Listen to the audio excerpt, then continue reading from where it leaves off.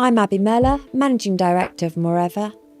I'm the host of LeadingLights, the podcast for women in the charity sector. I've got KarenDobres here, joining us on LeadingLights. Thank you so much for making the time for this conversation. Oh, it's my pleasure, Abby. It's really great to be here. Thank you. Karen, we start with the same question each and every time. And my question to you is, can you take us back to one of your earliest memories, please? Well, I suppose growing up at home, probably my earliest memories were having loads and loads of cousins round all the time, because my mum is one of 11 children in an Irish family.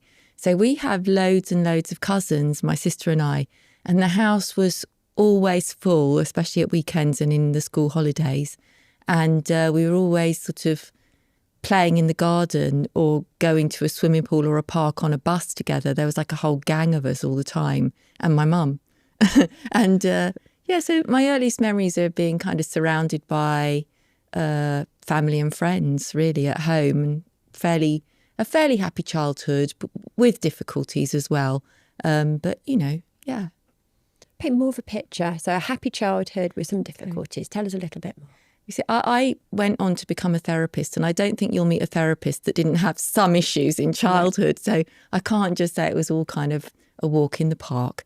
But I don't know. I've got my mum and dad and a sister who's younger than me. And growing up, my sister had some health issues, which meant my mum and dad were quite preoccupied sometimes. And then my mum, because we're probably going to talk about my role at Lewes FC and gender equality. And my mum was very gendered in her thinking, quite traditional. She had brothers and sisters, and all the girls did all the work and the boys were served by them, And so she kind of instilled in me and my sister this attitude of being of service to men. And if any one of my uncles came in, it was a cup of tea and a sandwich straight away.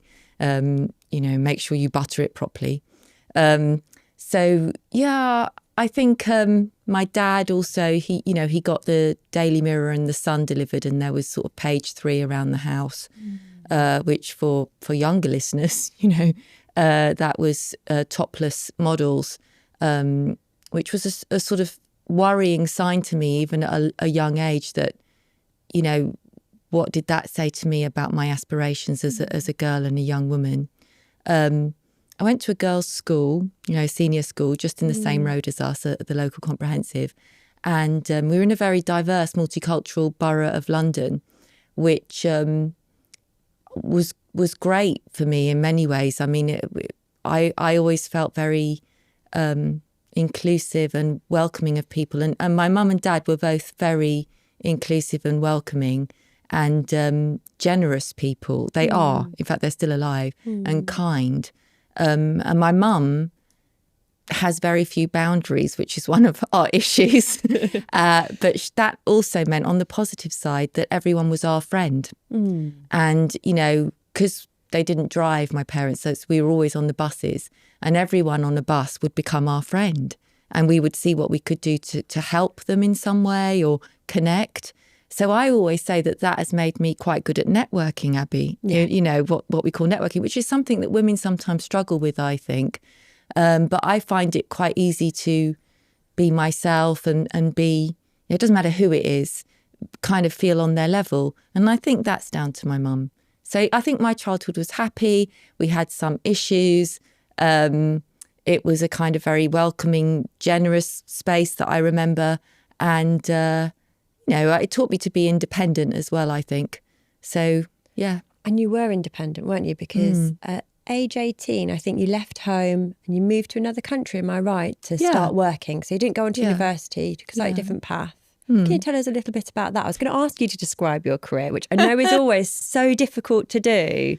But if you're picking out the highlights from that moment that you left home through to, as you say, we're here to talk very much about your time at Lewes Football Club. So pick out those moments and tell us what it was like leaving home at 18. Well, I didn't always get on with my mum, and I wanted to go sort of far away. And I'd learnt German at A-level, so had my friend. So we went together to Germany. We found a flat, a communal flat, where we could stay. because a cousin of mine's husband was actually in prison in Germany. And it was where she stayed when she was visiting. So I had that contact, as I say, it wasn't always a bed of roses, all of it. And we shared a room in Germany. And I think to some degree, I looked after my mum when I was younger, because she doesn't read or write very well and things like that, because both my parents left school at 14 and didn't necessarily have the best education. So I was used to sort of taking care of myself and, forging my own way and being responsible. So I didn't feel it was at all strange to go to another country, although looking back, I was quite young. And anyway, I got a job first as a waitress and then a job in a Japanese pharmaceutical company because they needed mother tongue English and earning quite a lot. And they asked me to buy them a London office, which I did, which, at 18, again, is quite a responsibility, flying back and forth. I bought them a Rolls Royce with cash. I had it wow, cash handcuffed to my wrist on the plane. I mean, I was quite happy to do it. I didn't think... How exciting, though, to see like a different world and to have the responsibility, to have that trust as well. Yes, absolutely. At the time, it felt quite normal. I just got on with everybody there. Wow. And I met, there were lots of expats there. And the company I was working for was Japanese, but they had German, French and English working there. And we all got on really well together. I always feel very much a global citizen, Abby. I don't, I feel very much like we're all one world. Yeah. Not to get too hippie about it, but my experience has taught me that. So, I did that at 18. But while I was over there, I decided to apply for university. And then I came back to England and went to Bristol University. And, whilst I was there, I became a member actually of the Afro-Caribbean Society. In fact, I became their treasurer. Because back at school, like a lot of my friends had been black or brown. And at Bristol, everyone seemed white and I didn't feel very at home. So I did that. And I also edited a magazine there, a student magazine. I was full on there. I took advantage of everything. I was doing an English degree. I was in every society. I was like, I just loved it. I thought, this is amazing, all the opportunities, So I thought I'd be a writer and a journalist. Left university. I became a fashion model because I was scouted at university by an agency in London and I was just leaving, didn't have a job lined up. So I became a fashion model whilst kind of looking for newspaper jobs, things like that. Eventually got a newspaper job, but it was in sales and moved to Essex for the Essex Chronicle to do newspaper sales. And whilst I was there, sadly, a friend of mine took his own life, actually, off of a London bridge. And I joined the Samaritans because I phoned them while I was there. I'd just moved there and didn't know who to talk to. And I ended up being a Samaritan and getting really good training. And I realised I loved what I was doing on the phones more than my day job.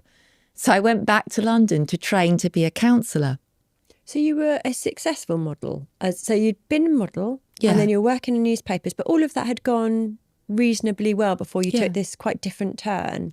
Yeah, I mean, I'd made enough money modelling to pay the rent because I didn't want to live at home with my parents and to survive. But at the time, I never saw modelling as a serious career. I always thought it was just something I'm doing until I become a journalist. This was my idea. A means to an end. Yeah, and then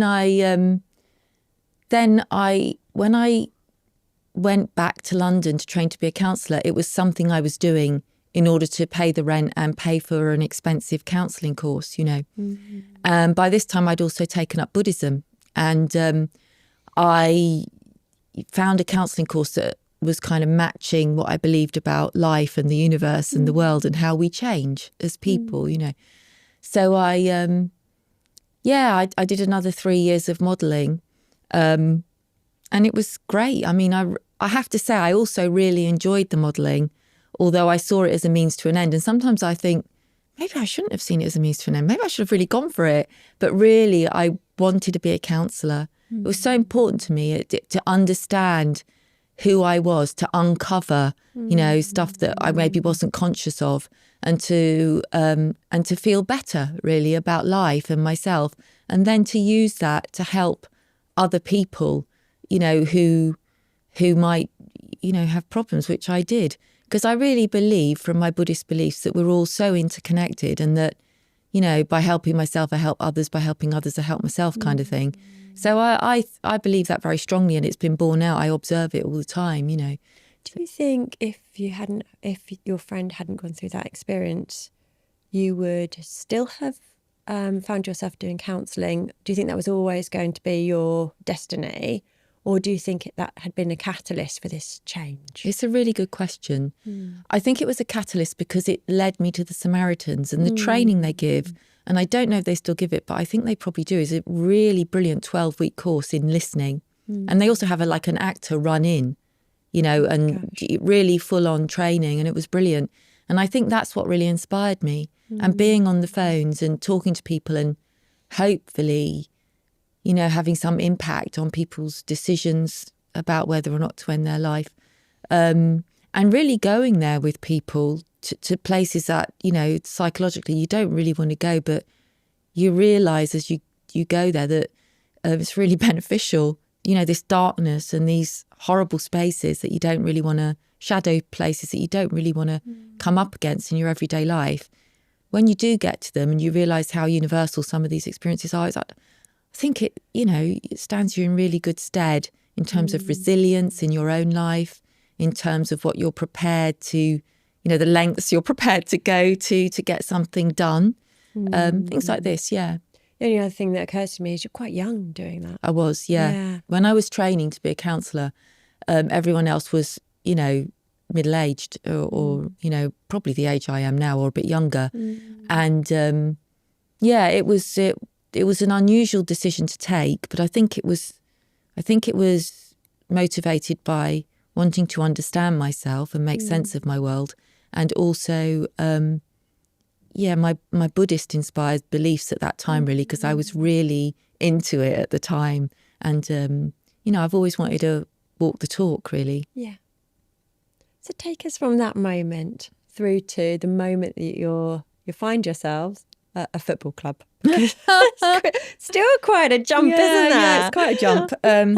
From that moment, I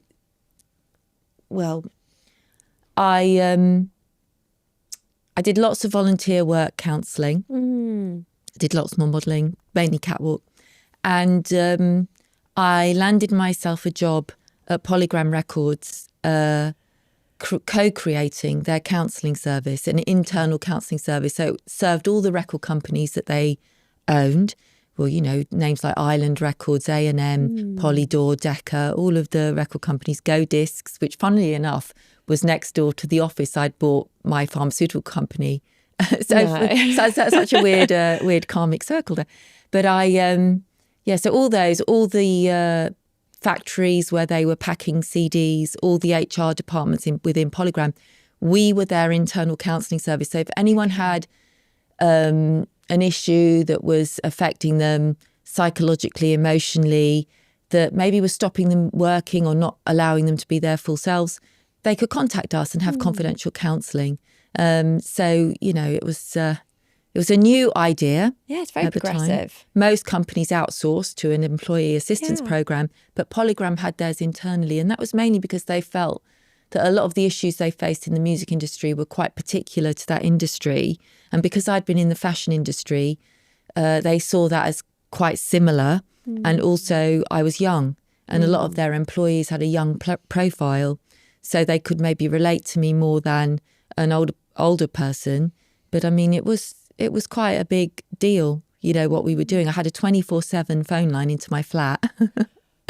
And we counselled, and eventually it was just me because my colleague left, off-site, but also on-site sometimes if there wasn't anywhere that could be found. And yeah, we made it work, yeah. Did you enjoy it? I really enjoyed it. Sometimes it was quite lonely, and it taught me about the importance of establishing networks. So I started up actually a group called Insight, which was a kind of combination of being on site, but also insight, you know, looking into someone's life. And it was with different counsellors who worked within an organisation as a counsellor. So we had someone from the Sun newspaper there. We had people from Shell, the oil company. We had people from the fire brigade, the police, all that offered in-house counselling. And we could, swap stories together, have coffees together, develop best practice together. It was great. So you had the idea and you made that happen. Yeah. And you coordinated it and... Yes, with my colleague, Melissa. We did that, and it was a godsend, really, because it's a really lonely job. Because if you can imagine it, you can't be friends with anyone at the company you're working in, because you might end up counselling them, or they might want to contact the service.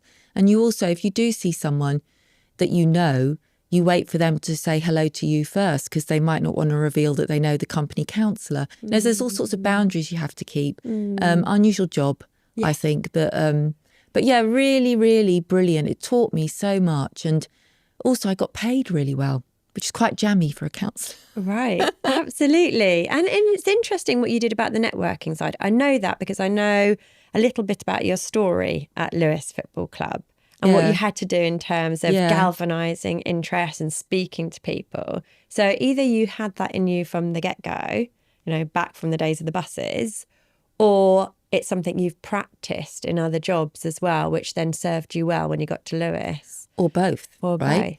Because I think you don't accidentally... I think, you go into things, and whether you stay there or not depends on what personality traits you've developed to some extent, doesn't it? And how you gel in that position, and how much you feel of a round peg in a round hole, even though around you it might be a bit square.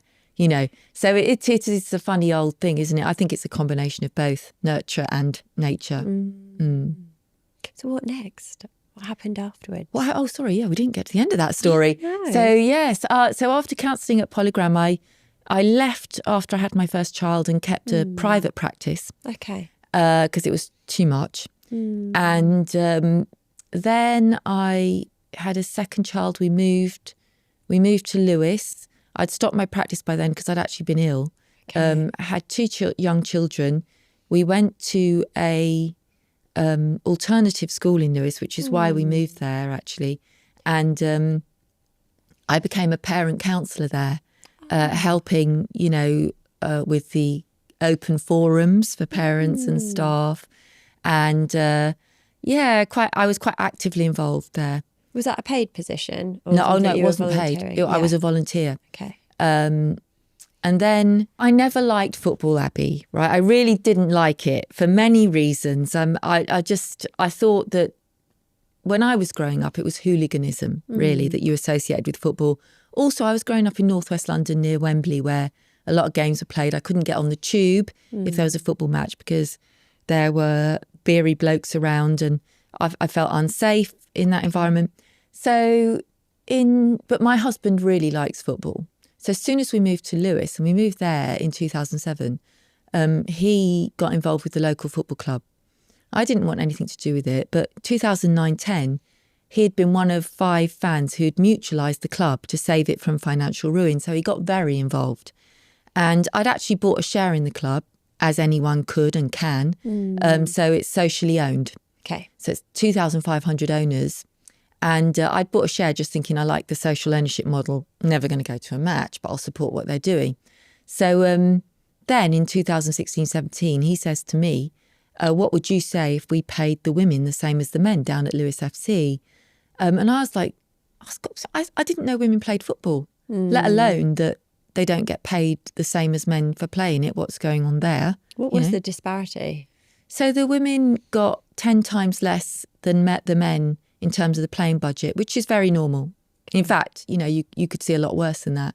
But down at Lewes FC in 2016, the women were paid 10 times less than the men. And how did you feel when you heard that?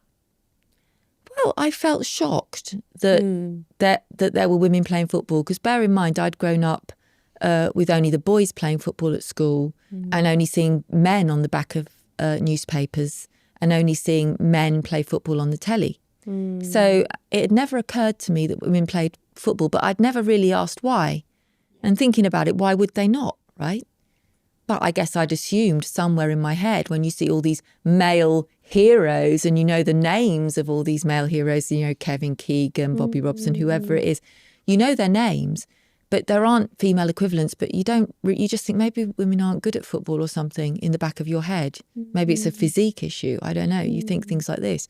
So what I thought was, well, if you've got women playing and they're playing the same matches, making the same effort, you should be paying them the same as the men, surely. That doesn't make sense. But I knew nothing about how sexist football was.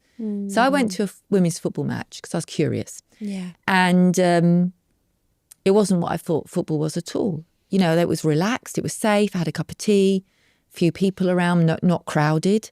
And I saw the females on the pitch, the young women, and I was blown away by what they were doing, because I had been brought up, you know, to be, and I was sick of it really, because at that point I was 49, 50 when I went to my first women's match, and I was approaching menopause, and I was getting fed up. I had a 17-year-old daughter. Her and all her friends were really articulate around our kitchen table, but see them in a public place, see them on Instagram or something, and they're giving it all this, you know, for posing and stuff, and not being the same people that I knew they were in real life. And I just thought feminism had gone backwards. And I saw these young women playing football, of all things, and they were strong, they were kicking the ball, they were shouting at each other, they were taking up space, they were using their voice. The last thing they were thinking about really is what they looked like. They were concentrating on winning. Yeah. And I thought, hang on a second, this is the antidote to all this rubbish of sexism that we see all around us, objectifying women, that we're decorations and ornaments, that we're not agents of our own lives. I want my daughter and my friends to see this, what's going on this pitch. And then, of course, Charlie, my husband, and another director, Ed, said to me, you know, people are saying they don't deserve the same as the men because they don't get the same crowds. And I'm like, well, obviously they don't. I didn't even know that they were playing football, right? So if I didn't know, who else doesn't know? And then I found out so much more about why I didn't know. I didn't know there'd been a 50-year ban on women playing football in this country. I didn't know that there had been women playing who had achieved crowds greater than men when they were banned.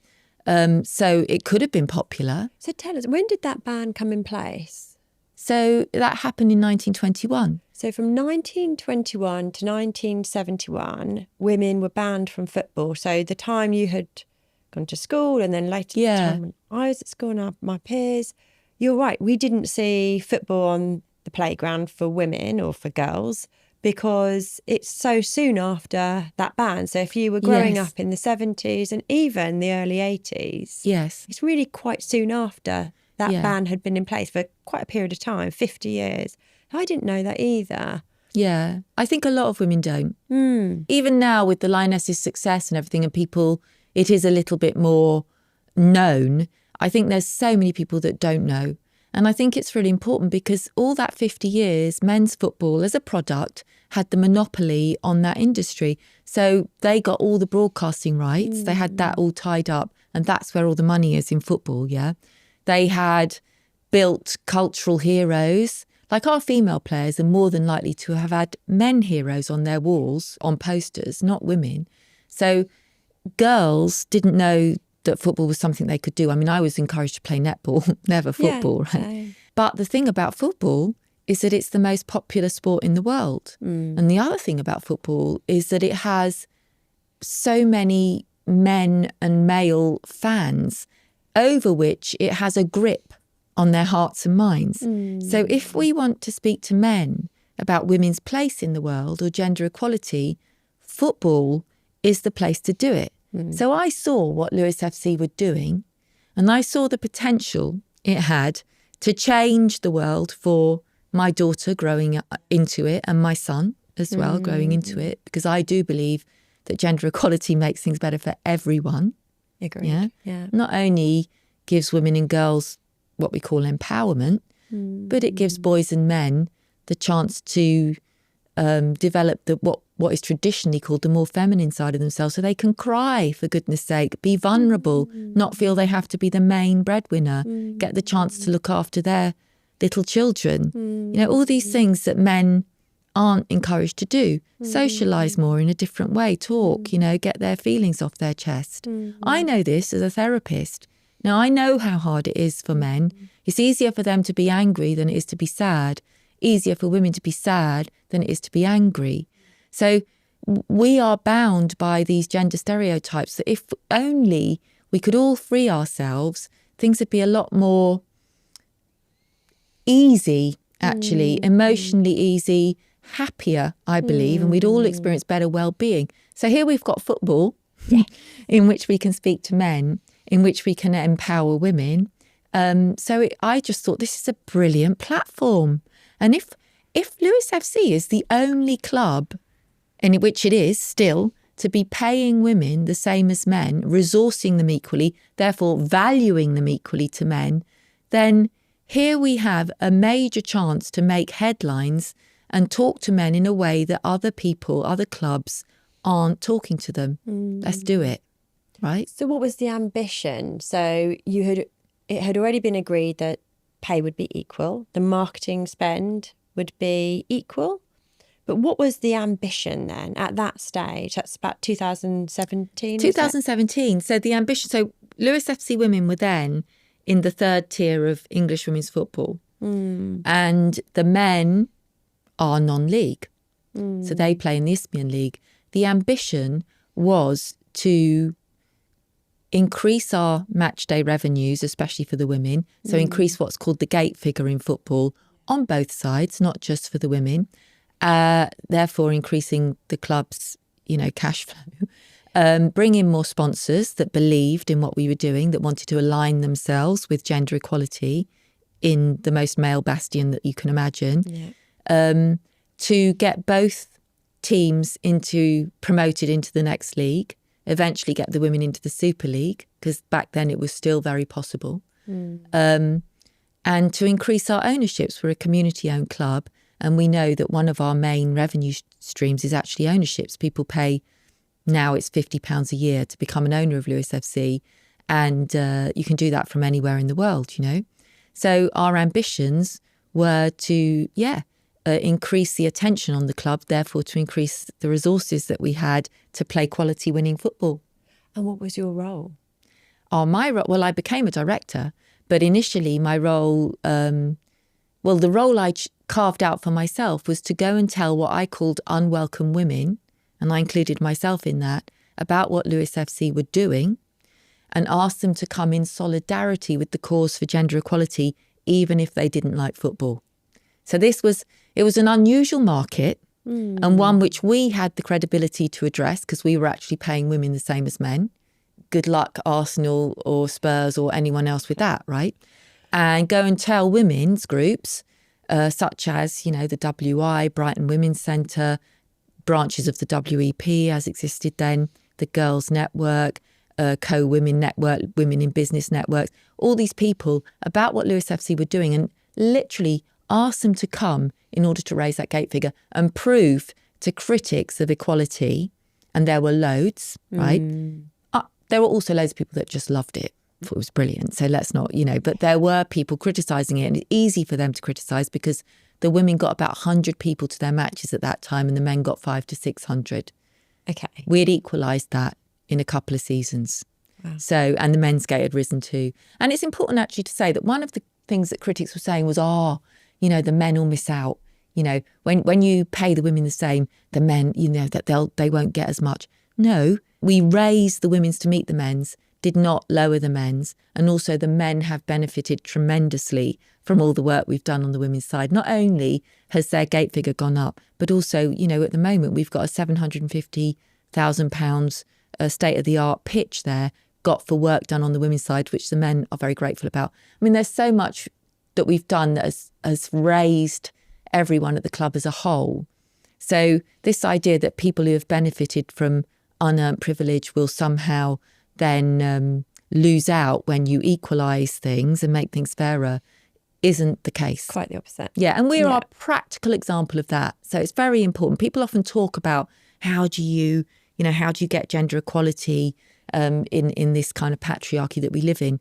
Well, look, it's hard and we can talk about the struggles, but we have done it. And these are the things that count, to prove to men that they won't be worse off. So you have the ambition. Yeah. You want to speak to lots of women, go to these women's groups. And that was your role to do that? Initially, yeah. Initially. How did you feel doing that? Was that something you were comfortable with? Did you feel confident doing it? What was it like? Yeah, I think what you're getting at is that, you know, in my book, Pitch Invasion, I do describe that I did feel imposter syndrome. I did feel unconfident because suddenly I was thrust into the limelight. Not only was I going to speak to all these women's groups, but I was a woman that was willing to communicate this message. And suddenly I was like on national news, you know, and local news. And I was also a radio pundit for BBC Radio Sussex on the women's game, not knowing the rules of football, you know. So it gave me butterflies in my stomach, you know, it really did. But as I spoke to more and more people and, you know, all these women whose jaws seemed to drop to the floor when they first heard about, you know, the state of sexism in football, really, about the ban, the banishment, the bullying of women in football, the obstacles that women players still had to and still have to overcome in order to play the game they love. Yeah. And also, you know, how clubs treat women. You know, they don't play on the same pitch as the men very often. They don't get nearly as much kit. They don't get the sponsor benefits that the men's team gets. They don't get to use the same kitchen as the men or make their cup of tea in the same place. And they don't get the same medical support. I mean, it's endless, isn't it? It's so many really different bad. aspects. Yeah. So a woman player at the same club as a man, if they both do their ACL, which is a common footballer injury at the same time, the woman could easily take 2 years to recover, the man 6, 7, 8, 9 months because of the medical insurance available to them. I mean, it really is. These are really important, you know, and shameful things. So we could talk about that, and then jaws would drop. Women would start coming to the match to support. Yeah. And then... whether they'd previously liked football or not. Yes, and this was really interesting because getting their feedback then about what they'd like to see at the match, what would make them more comfortable, enabled me to feminise the match day environment. In what ways? Okay, so introduce Prosecco on tap. Was that priority number one? That was one of the main priorities. But get oat milk in there, soya milk in there for their tea. Because this is so easy to do, but people hadn't thought of it. Until you start thinking about what your new market wants and you have women in decision-making positions, you're going to just have beer and Mars bars and pies, aren't you? So, you know, bring in... I just think if you can get a soya cafe au lait in Cafe Nero or your favourite coffee bar, why shouldn't you get it at a football match? It's so easy, right? And then we do things like women's football chanting workshops, which is so much fun, right? Because realised we couldn't, you know, we'd have away fans come to visit, and we're beginning to see the Dripping Pan as our home, our fortress, you know, where we're supporting our women on the pitch who get paid the same as the men. It's all getting quite serious.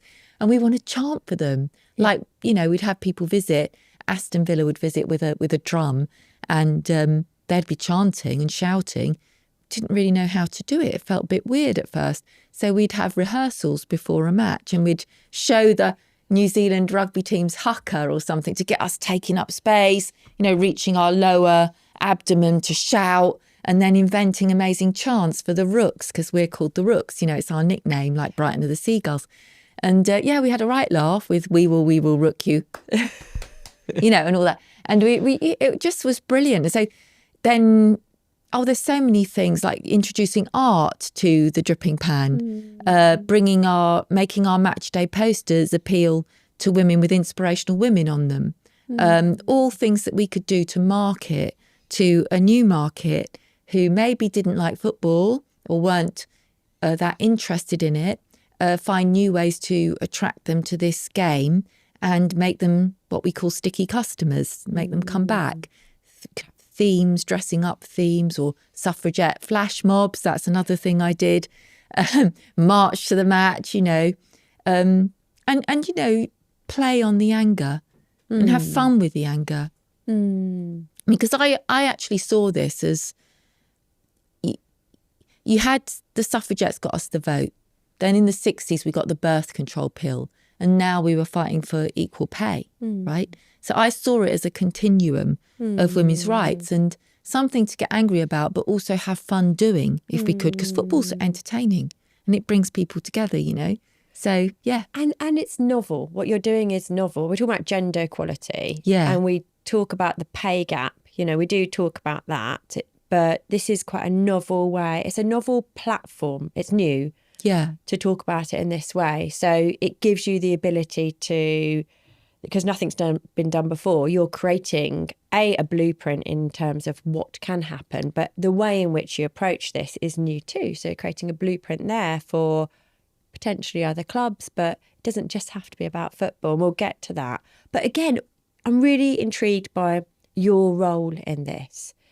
Are these your ideas, this way of amplifying the message, or was your role the face of all of this, or both? What were you doing day to day? What did it look like? So I was working particularly with two directors, Charlie, my husband, and it's very relevant, I think, that he was my husband because he still is, by the way, to anyone that was got a bit worried when I said was. He is. But, because he could support me fully in this and explain things to me so that I could gen up on football and speak to people in their own language, football language. And Ed, who was a visionary, really. So some of the things were from me, like I wanted to know how to chant, but my friend Jamie, who was a man, he said, we've got to learn to chant. We need a chanting workshop. So we all went to my kitchen to do that at first, and then brought it to the dripping pan, So that was his idea. I amplified it by asking, one of our owners, we've got so many fabulous owners, one of our owners, Donna McPhail, who was a comedian, to, lead the chants at a football match. So the ideas kind of came together. They were collaborative, really. Then Charlie would do the posters, which was Inspirational Women.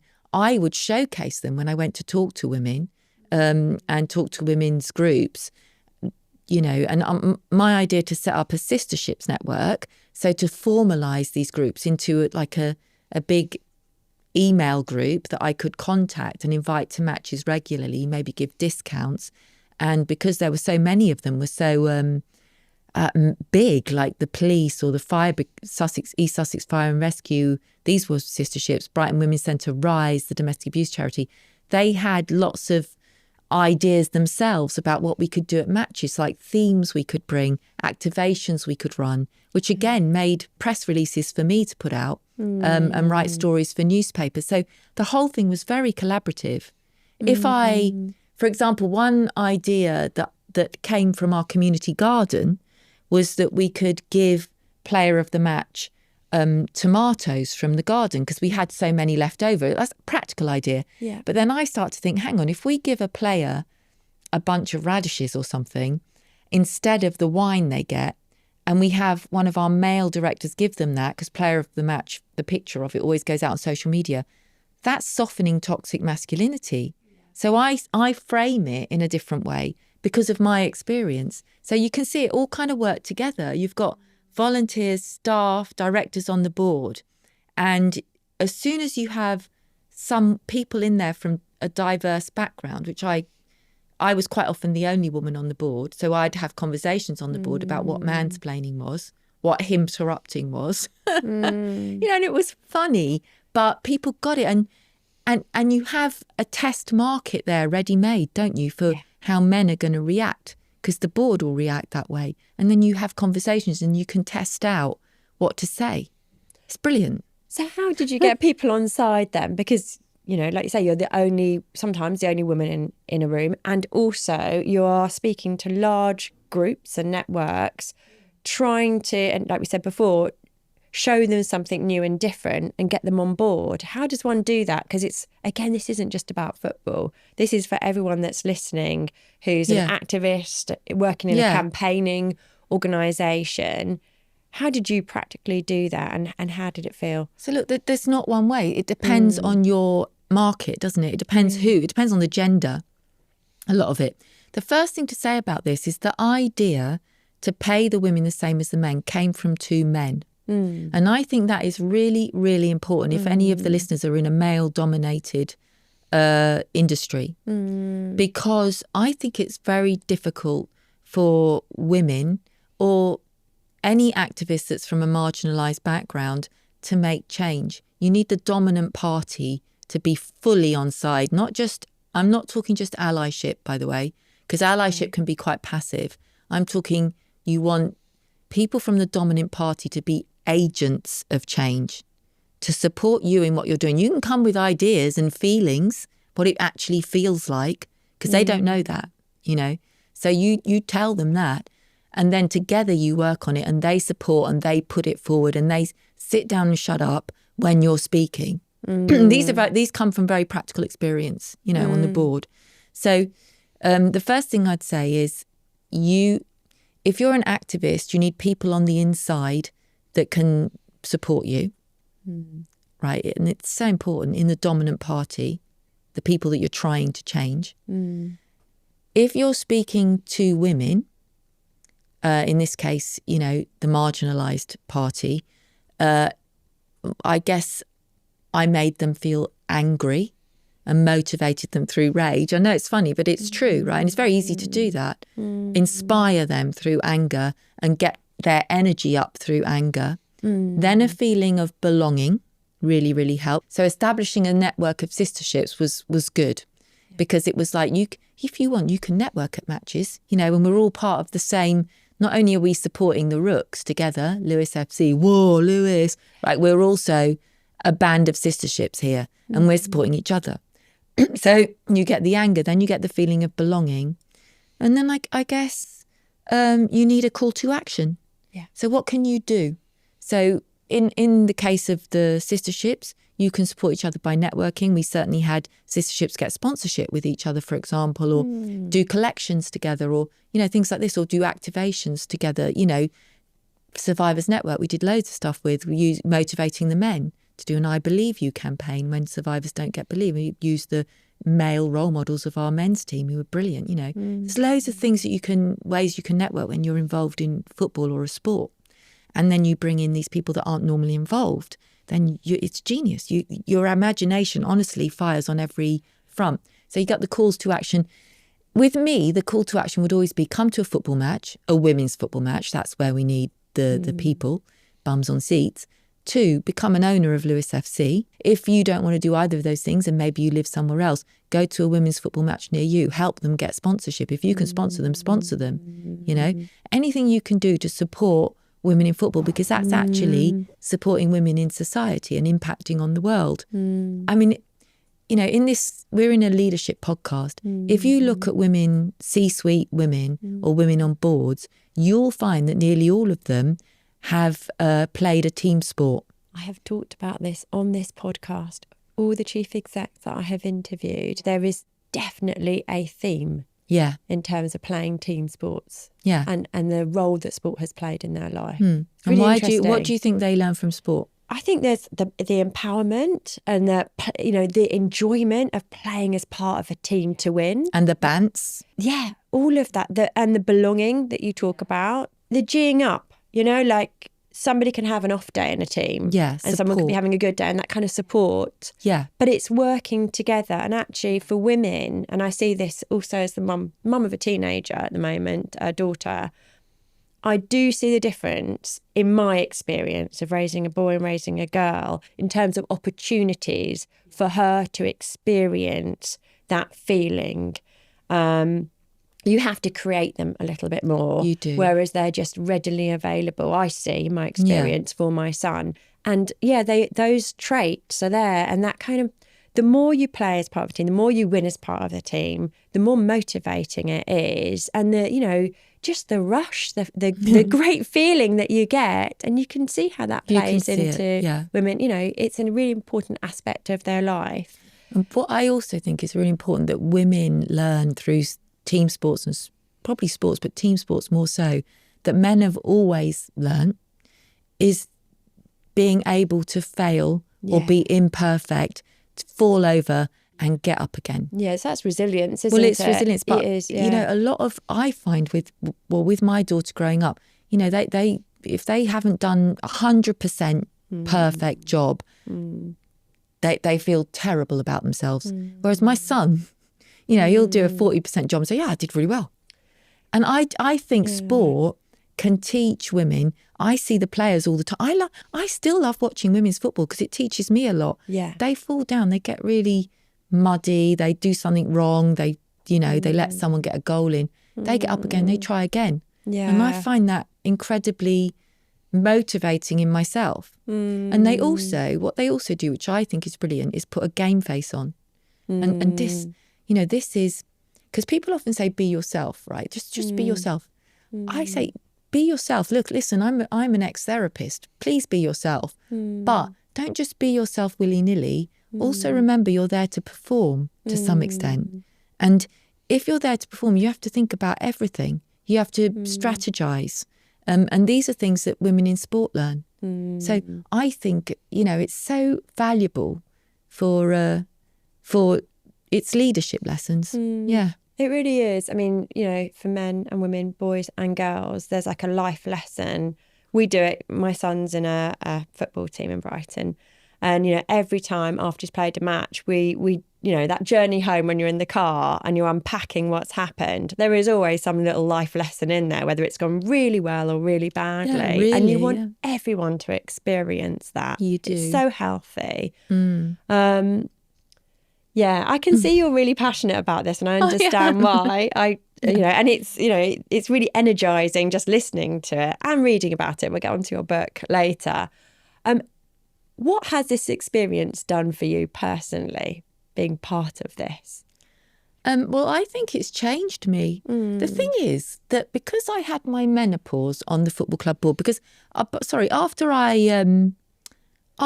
was volunteering, I was co-opted onto the board in 2019, and then I stood for election to the board later that year. And that was another step change for me, right? Because suddenly I was responsible for the whole club. So I started to go to the men's games as well and, partake in votes and discussions at board level and help co-create the strategic vision of the club. So this is really quite serious work. And it was they're very hands-on roles at Lewes because it's not a big club, and we really have to work on revenues. We've got a capacity of just 2,000 or so. And, it means we have to work hard to make it all wash its face. So there I was on the board thinking, I'll just be myself. Because obviously what I'm doing is what they want. Being a woman seems to really help here because one of the markets is women and a lot of them are men, so I can go for it. But what I found quite quickly was that I couldn't just be myself. This is what I was saying. Because as you'll read the anecdote in the book, my first board meeting, I lost the first 10 minutes of the meeting because I was making a cup of tea for everyone. And why were you making a cup of tea?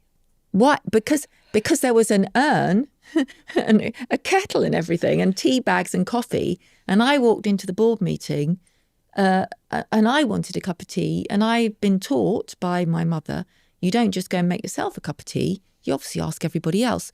What I hadn't quite figured was that everyone else there was a man. And as soon as I started to ask for orders, I didn't mean to ask for orders. Everyone wanted a coffee or a tea. So telling me what they want, sugar or milk or, just show the tea bag, the water, I want it weak, whatever, taking all the orders, making the tea, missing the agenda items. And I'm thinking, what does this look like? Everyone at that table is a man and I'm standing here by the kettle, the only woman in the room. This can't happen again. I'm going to have to check what my conditioning and I'm going to have to make sure that they address theirs because it's not. And the thing about doing this work, is that I'm not blaming anyone in that room and I'm not blaming myself. I forgive us all. Yeah. But we were all,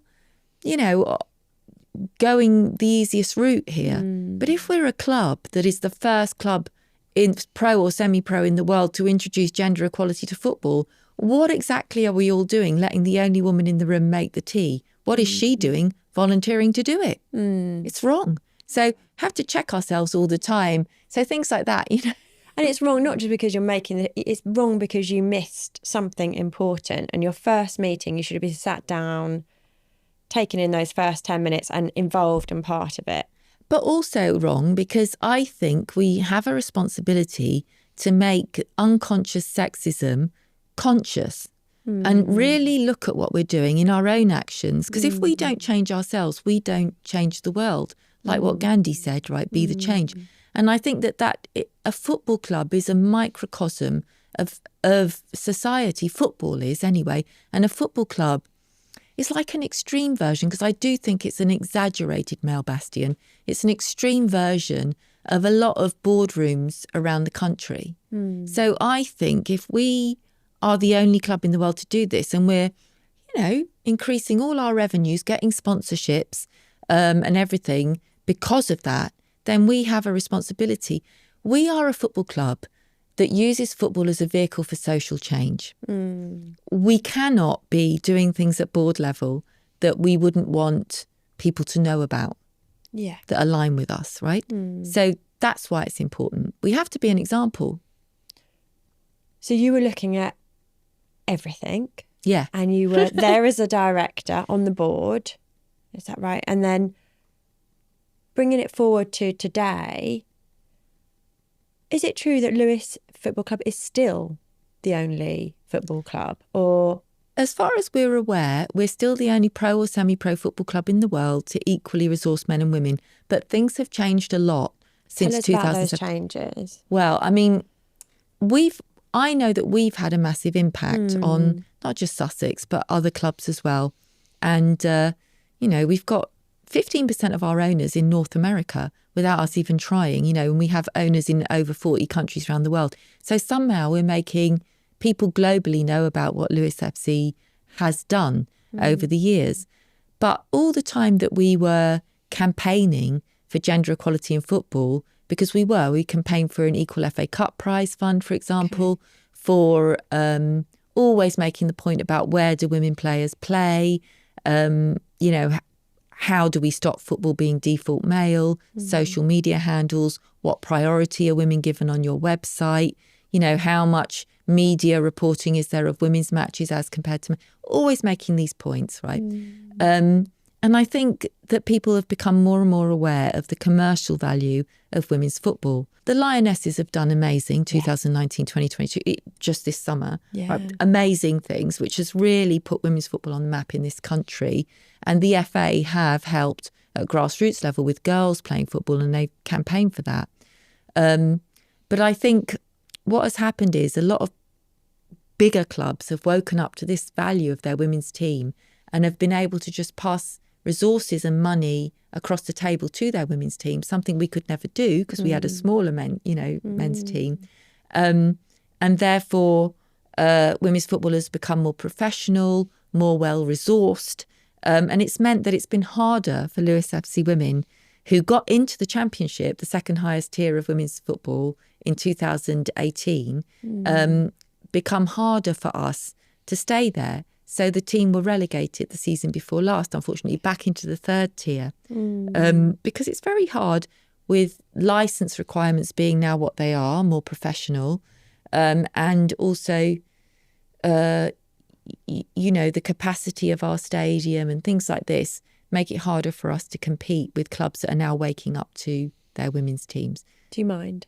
Yeah, of course I mind. You do. What we'd always hoped was that, that we knew that we were helping close that door for us into the Super League, actually. Yeah. And we hoped to do it just before, it got too hard, but we didn't quite manage it. And we hope again to get back into the Championship with investment. So in 2021, when the software company Xero, who do amazing work in women's football, sponsored us, they commissioned a market research company to see who they should sponsor.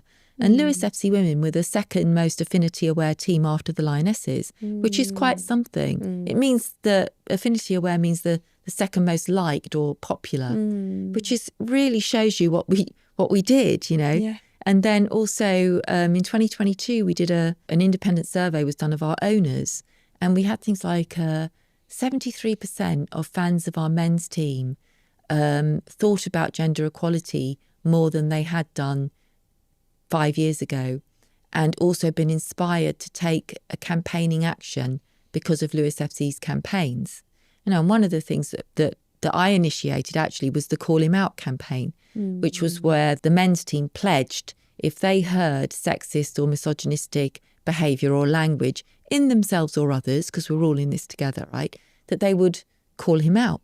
And this pledge was taken up by our local town council, one of our political parties. I mean, it did spread far and wide, and it made it got us loads more owners, actually, that agreed with what we were doing and resonated with it. And again, spread our fame, you know. So it's just virtuous circles, really, that we were moving in. And yeah, I mean, you can do amazing things with the platform of football if you're purpose-driven, you know. And there are so many people, I think especially young people and women who want purpose-driven things to associate with and work with, you know. When you think about today, how hopeful do you feel about gender equality? Well, you know, that is a really big question, because today we have, you know, a pronounced backlash coming over from the US and in the UK. We have rape culture in our schools. We have young men, unfortunately, being influenced by the likes of Andrew Tate on the internet. And we have young women who, you know, are scared, I think, and underconfident because of this kind of thing. And I'll be honest with you, I worry a lot. But this is where I think football, again, is so powerful. I can see what we've done at Lewes FC, and I can see that there's so much more scope and potential to work with football and football clubs and sports clubs. You know, look what rugby's doing at the moment with the Red Roses. I really think, because boys and girls, there's something in it for both of them here.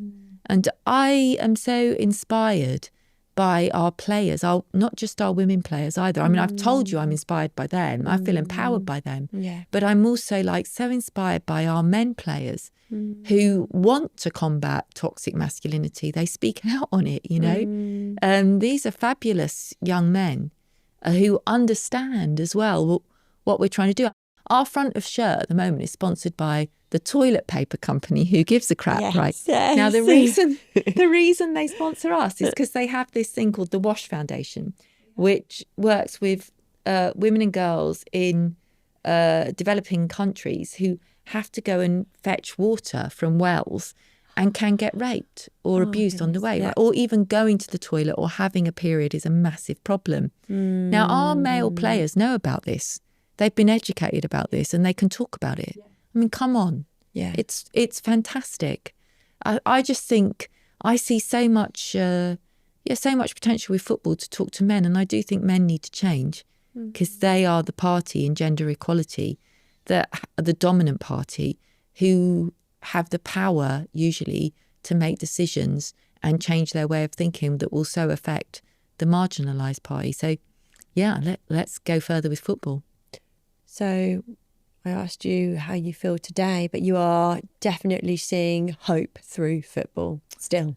Yeah, I see a lot of hope through football, and I still feel hope that we will get investment on our women's side, which will enable us once again to have a bigger platform to initiate change and be disruptors, because that's what we are in football.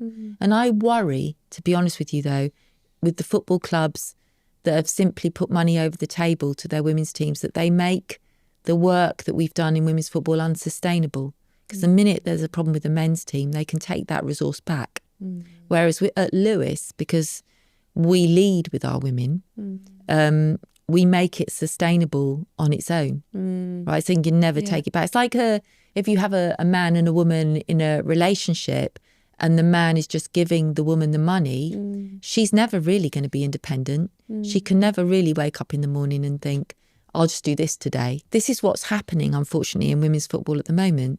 So if we can make women's football sustainable on its own terms, not maybe rise as quickly as it's rising, actually, because at the moment you've got the Lionesses and you've got WSL1, and then you've got the girls playing football in school maybe, but all the way through the middle you've got clubs struggling and at the mercy of their men's side. So we really need to work on that in football, but I believe we can. And I believe Lewes could be an example of that if we get the investment that we need. So that's where I am at the moment. Do you see yourself as a leader? Do I? I see myself as breaking new ground. And I see myself as having inspired other women, and that I know that those are leadership qualities. So in that sense, yes. But in other senses, I feel very, very much collaborative. Like I know that there's no way I could do what I've done without the support I've had.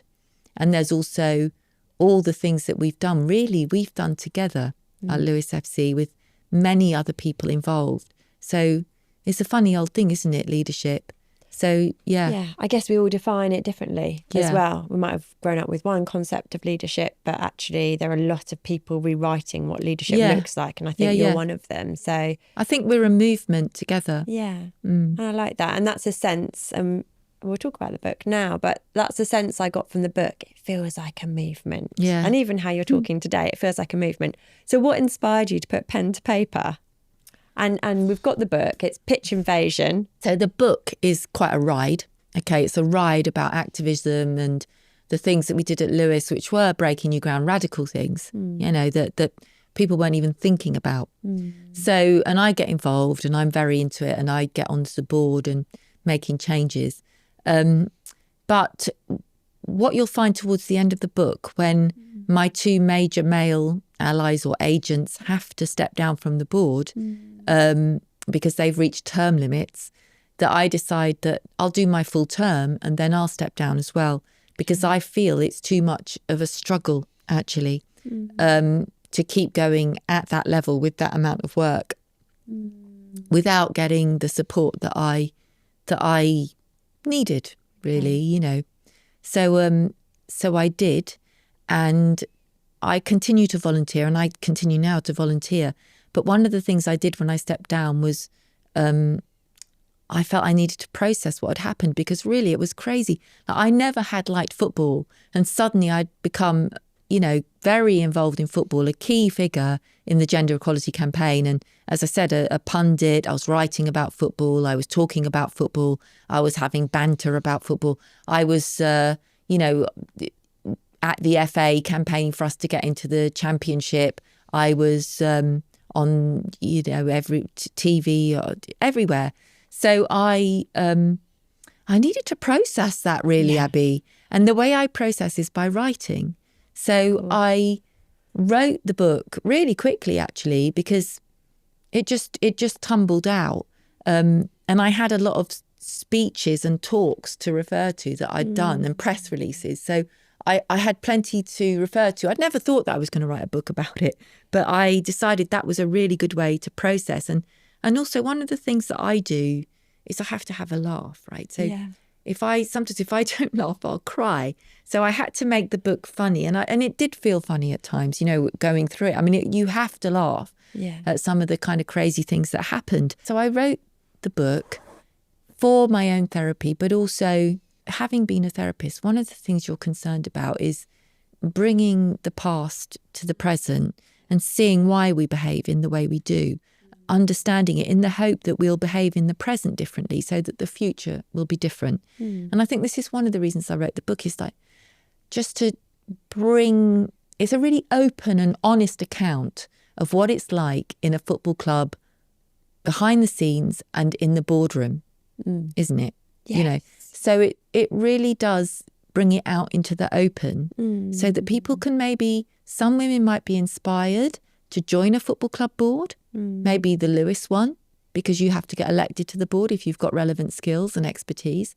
And I think also for men, it might get them to see what it's like for a woman in a new way. So they see football with fresh eyes, but also actually feel and empathise with a woman's experience in a male bastion. And I think all three of those reasons are really, you know, have been super useful to me. So there's the therapy, there's to inspire women, and there's for men to understand something that maybe they wouldn't have understood before, speaking a language that they enjoy, football, right?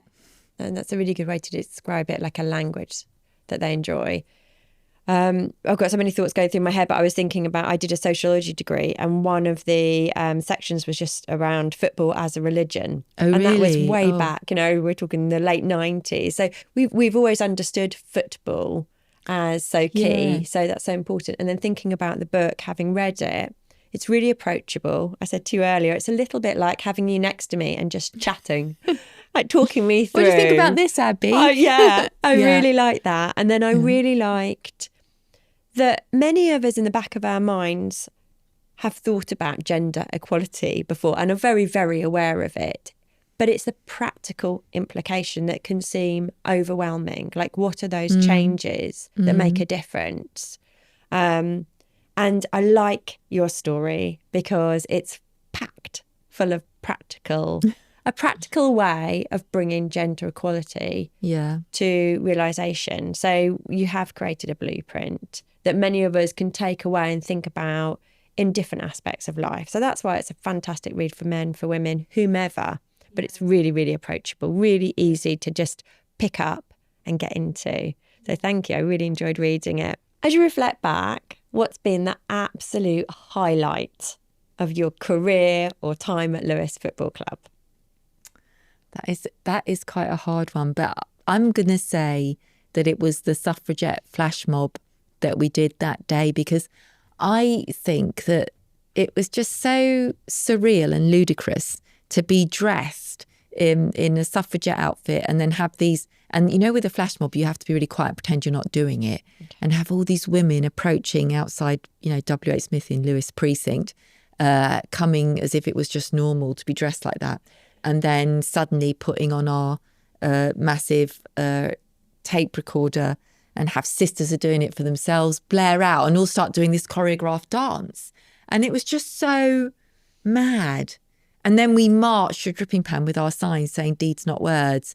And, you know, got there to the women's match. And it was so, there was such a feeling of unity, but it was so funny as well. And I just loved that day. And I loved the match as well. Yeah, it was brilliant. Brilliant. And it worked. It created some noise around what you were trying to say. Of course it did. I mean, it also was one of the things that led me, I think, to invite Helen Pankhurst to our match against Manchester United that year, and have her do a sort of rallying cry in the terraces before the match. And it was her first football match. And she's the great-granddaughter of Emmeline Pankhurst, the suffragette that was from Manchester.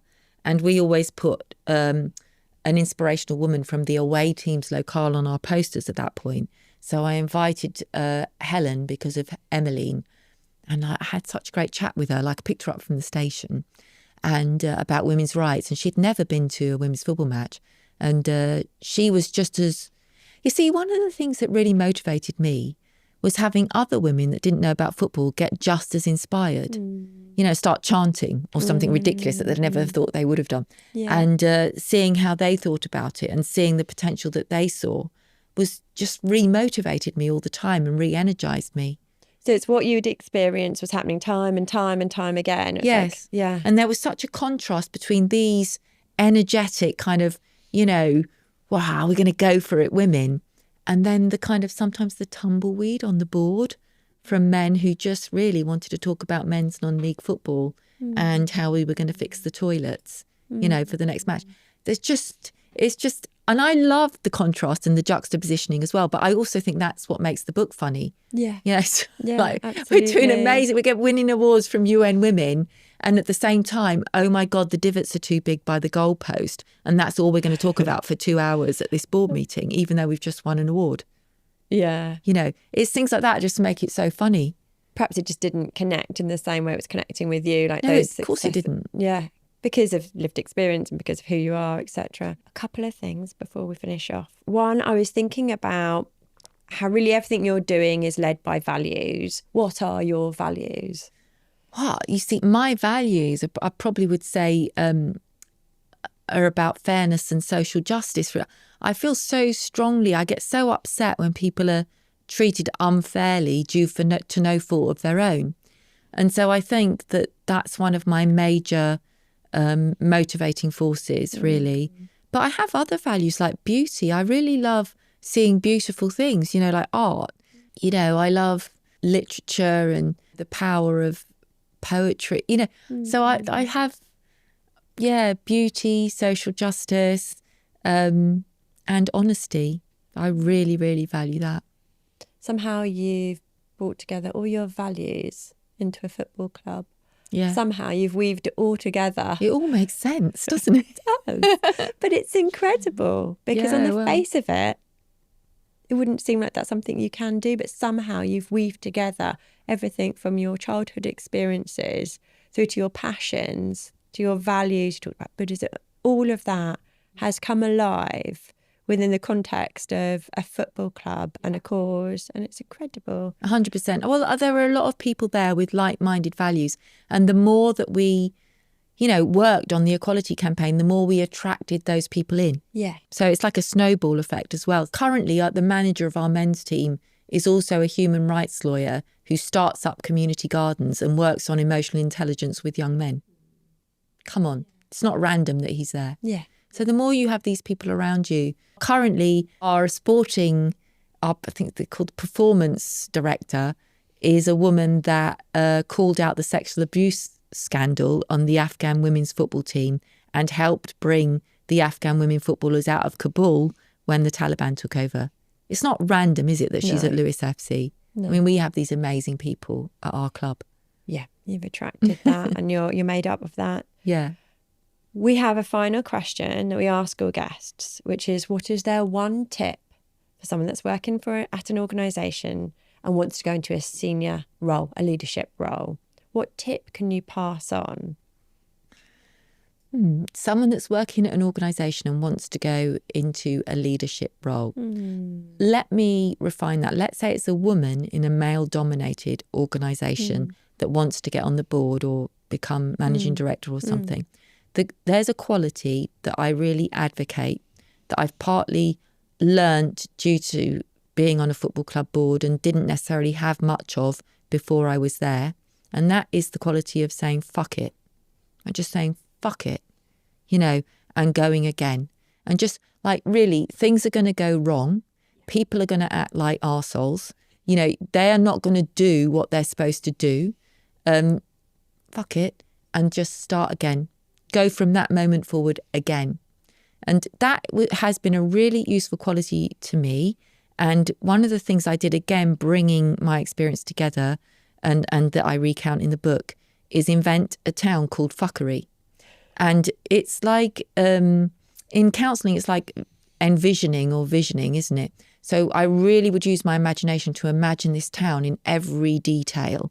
And if a board member just went on and on about men's non-league football and we could never get to talk about women's football or the women's team, I would make him Lord Mayor of Fuckery, where we could just shout about irrelevant things and not actually get to the point of anything. And sometimes I'd put myself there. If I didn't put myself forward sometimes or take up space or use my voice, I'd just make me a shop dummy, in a window in a shop in Fuckery because I didn't use my voice.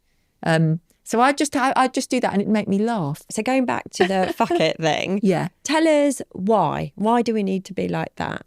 Why do we need to think that way? Because if you don't, you will not be resilient enough to stay in these circles. You'll care too much. You'll take things personally. You'll fall over at the first hurdle. Sometimes it's just really important to say, fuck it, think what you like. I'm moving on.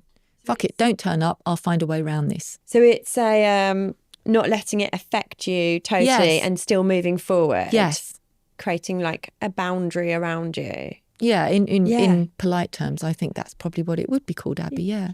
I like that you said fuck it on our podcast. I'm just processing. Oh, sorry. It's just like it. I've been used to being in football. Look what it's done to me. I like it, Karen. I like it. And we were actually having a very similar conversation before this with my team, and we were talking about our children and about ourselves and our personal experiences, and we were saying that we don't often have that kind of, it's not resilience, but it's just that ability. I think it's that conditioning again that comes in, but a little bit of that, I'm going to say again, fuck it attitude is good for us. It kind of lets you let go a minute, doesn't it, as well? And sometimes those short Anglo-Saxon words are what you need to just bring you back to basics, move on. Yeah. Go forward. Yeah.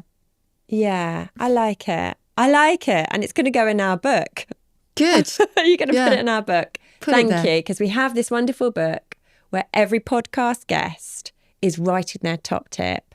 and then we're going to share it with a worthy listener at some point. So we're going to have all these fabulous tips. So I would love you to just pen to paper again. Fuck it. Just do it. Just do it. Oh, Nike have got that already, haven't they? But that's what it means, sort of thing. Yeah. That kind of thing, yeah. Karen, thank you so much for your time. It's been brilliant. I've really, really enjoyed it. So thanks for being a guest. Oh, it's been a great pleasure, Abby. Thank you so much. Thank you for listening to the Leading Lights podcast. Don't forget to subscribe and recommend us to your friends.